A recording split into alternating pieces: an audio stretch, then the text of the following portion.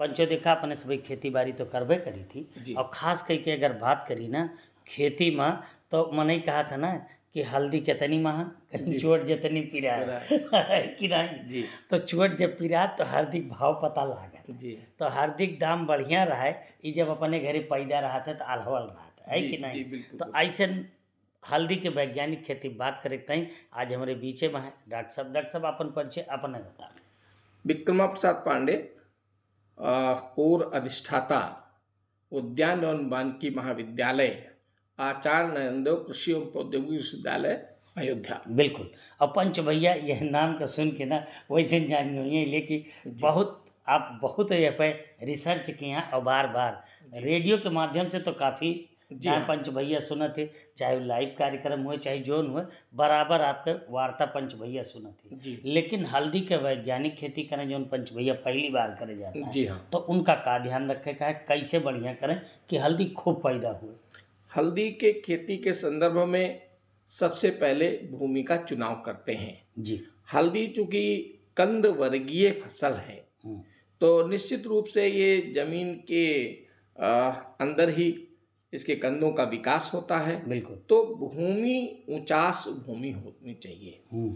और सबसे बड़ी बात है कि जो पोषक ऐसी भूमि हो जिसमें जीवांश की मात्रा अधिक हो, ऐसे भूमि का चयन करते हैं।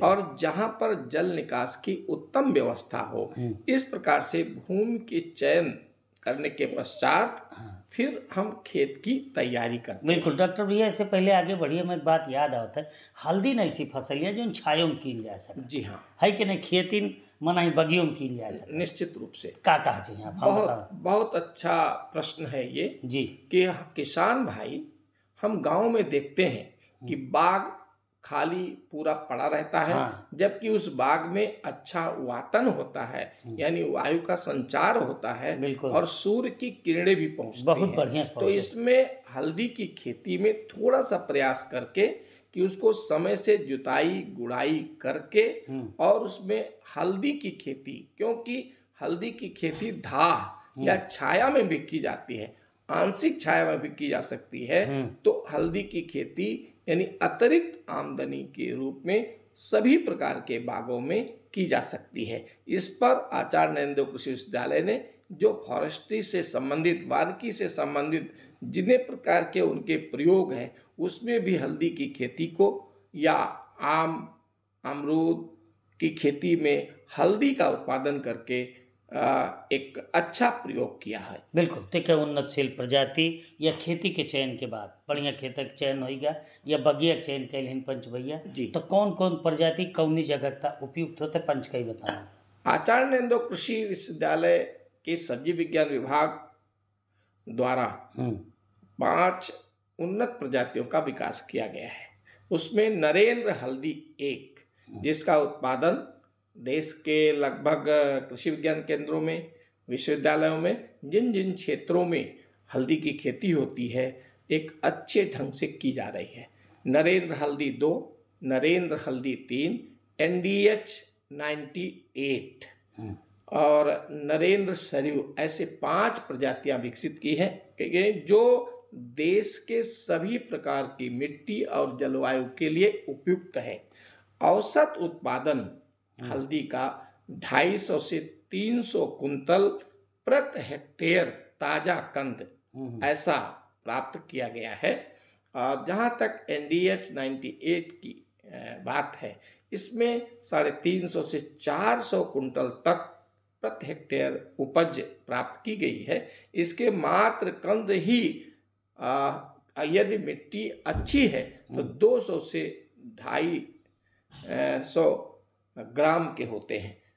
यानी कि एक पौवा के हाँ, जाना हो एक तो कंद, मात्र कंद। हाँ। उसके प्राथमिक और द्वितीय तृतीय कंद थोड़ा उससे छोटे होते हैं इस प्रकार। लेकिन यह है कि एक पौधे में ये 2 से 2.5 किलो प्रति पौधा उपज देता है। बिल्कुल, यानी पंच भैया चाहें तो ये हम काफ़ी फायदा कमा सकते हैं। और कहे से याद करें कि हल्दी के कई जरूरत नहीं पड़त, सवेरे सब्जी बनोबा तो हल्दी, दाल बनोबा तो हल्दी, है कि नहीं, कहूँ चोटाई गया मनई के बांधे का है तो हल्दी, यानी और बाद काढ़ा पिए का है तो हल्दी, यानी हल्दी कहा थे ना कि जहाँ उपयोग करा चाहे पूजा पाठ शुभ करिए काम तो करा, हल्दी। शुभ काम सही कहीं। तो पंच भैया का हल्दी की तरफ थोड़ा सा रुझान करेगा, घरे में हर दिन हल्दी भरा तो ये है के वैरायटी। एक बाद उनका और समय का रखे का है, ओके का उपचार करे का है, का ध्यान रखे। हल्दी की बुआई के लिए सबसे उपयुक्त समय है जी, ये मई और जून का महीना है।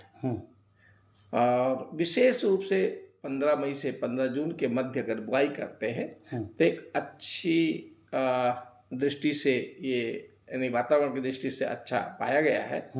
विशेष और दूसरा, अगर विशेष परिस्थिति है यदि किसान मई जून में बुआई नहीं कर पाए तो 15 जुलाई तक इसकी बुआई कर सकते हैं। हाँ, वहां पर निवेदन ये रहता है कि मेड़ पर यानी रिज पर बुआई करें, क्योंकि यह वर्षा का कालखंड होता है तो वहां पर रिज पर बुआई करेंगे जिससे पानी तत्काल निकल जाए तो अच्छा रहता है। हाँ, बुआई के पहले हमको 2-3 बातों पे ध्यान रखना चाहिए। एक, उन्नतशील प्रजाति हो और जो कंदों का चयन हो उसमें 2 से 3 सुविकसित आंखें हों और मात्र कंद और प्राथमिक कंदों का ही चयन विशेष रूप से करना चाहिए। और चयनोपरांत कंदों को शोधित कर लेना चाहिए। अच्छा। एक तो जैविक शोधन, यदि देसी गाय हो उसका गोबर हो और गाय वो हो जो चरने जाती हो या दूध देती हो उसका गोबर हो तो और अच्छी बात है। उसका एक घोल बना करके और जिन कंदों का चयन किया आधे से 1 घंटे के लिए उसमें डाल देते हैं और डालने के बाद छाया में 24 घंटे सुखा करके 30 गुणे 20 सेंटीमीटर, यानी पंत से पंत की दूरी 30 सेंटीमीटर और कंद से कंद की दूरी 20 सेंटीमीटर, 4 से 6 सेंटीमीटर की गहराई पर बुआई करके फिर इस पर परत मल्ल कर देते हैं, यानी मल्चिंग कर देते हैं। अब मल्चिंग कैसे करें? आपके घर में पुआल है, सूखी पत्ती है, आम की है या अन्य जो ऐसे सूखे, बिल्कुल जोन पैरा अपने घरे है, जोन भी तो आपके लगे है। जी हाँ,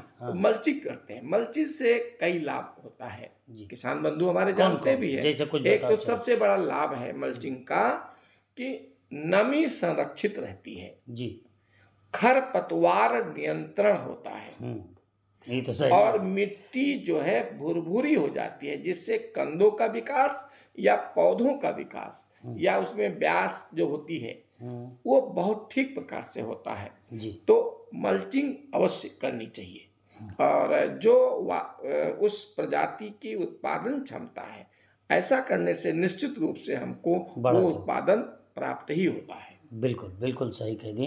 तो ये हो गया पंचभैया के खास ध्यान दिए वाली बात। जी हाँ। जोन पंचभैया सब लैया के लिए हरदी तैयार हो गया, खुदाई और भंडारण में उनका का सावधानी रखे रहता है, अंत में जाए कहीं फंसत है। अब कहा ना अंत भला तो सब भला, का कहा। बहुत ही अच्छा प्रश्न है। हम यानी हमारे किसान भाई अच्छे बीजों का प्रयोग प्राप्त करते हैं, शोधन करते हैं और उन्नत तकनीकी के आधार पर बुआई करते हैं, समय से बुआई करते हैं, सिंचाई करते हैं जी। लेकिन अगर खुदाई पर ध्यान न रहे तो 10 से 15-20% खुदाई में नुकसान होता है जी। तो एक तो खुदाई के पहले खेत में हल्की नमी बनी रहनी चाहिए जिससे खुदाई में कंद कटते नहीं हैं जी। तो एक तो ये ध्यान रखना चाहिए। दूसरा, हमारा जो सूखा हुआ यानी पौधा है उसको पहले से हंसिया के सहारे काट लेना चाहिए जी। इसके पश्चात हम खुदाई करते हैं तो हमें पूरा पुंज मिलता है, तो उसमें मिट्टी लगी रहती है। फिर उसकी हम धुलाई करते हैं। धुलाई करने के पश्चात ग्रेडिंग करते हैं, छोट बड़ा अलग अलग, जैसे बीज के लिए है हम अलग कर लेते हैं, मार्केट ले जाना है या उबालने के लिए अलग करते हैं। तो उसके जो मात्र कंद है उसको अलग करते हैं, प्राथमिक द्वितीयक तृतीयक कंद अलग करके फिर हम उबालते हैं जी। ये जो परंपरागत तकनीकी है। उबालने के पश्चात उसको हम 8 से 10 दिन तक धूप में सुखाते हैं और लगभग प्रतिदिन उसको नीचे ऊपर करते रहते हैं जिससे ठीक प्रकार से बराबर वो सूख जाती है जी 8-9 दिन के बाद एक कंद उठा कर हम तोड़ते हैं तो उसमें चट से आवाज आती है। जी हमें यह मानना चाहिए उस समय 8 से 10% की नमी रह जाती है।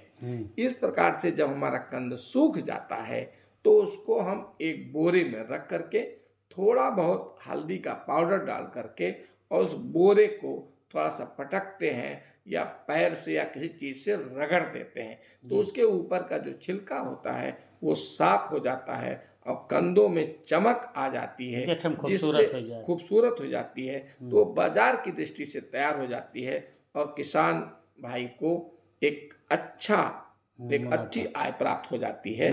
इस प्रकार से करने से हल्दी से एक अच्छा प्रति हेक्टेयर की दृष्टि से उत्पादन और आय प्राप्त की जा सकती है। बिल्कुल।